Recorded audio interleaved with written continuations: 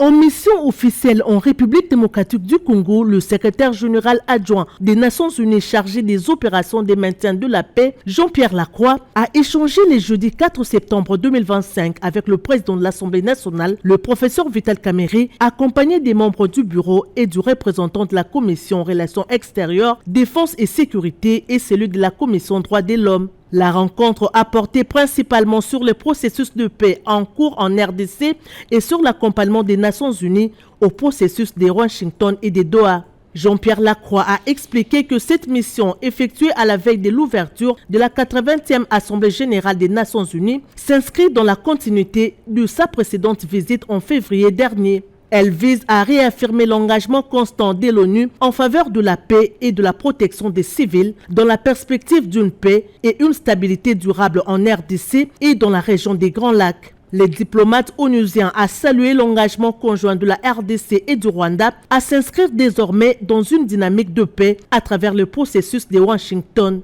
Il a réitéré le soutien total des Nations Unies à ces processus ainsi qu'à celui des Doha, tout en appelant à un dialogue interne inclusif en RDC afin de garantir un retour effectif et définitif de la paix. Il a également annoncé que cet engagement sera officiellement réaffirmé lors de la 80e Assemblée générale de l'ONU prévue du 9 au 23 septembre à New York. Jean-Pierre Lacroix a par ailleurs exprimé la volonté de l'ONU de maintenir sa présence dans les zones sous occupation en étroite collaboration avec le gouvernement congolais afin de protéger les civils et de lutter contre les graves violations des droits humains dont les populations sont victimes. Pour sa part, le président de l'Assemblée nationale, Vital Kamerhe, s'est dit satisfait du soutien de l'ONU et de l'attention particulière qu'elle accorde à la question de la paix en République démocratique du Congo depuis plusieurs décennies à travers sa mission de maintien de la paix et les nombreuses résolutions du Conseil de sécurité condamnant les atteintes répétées à l'intégrité territoriale du pays.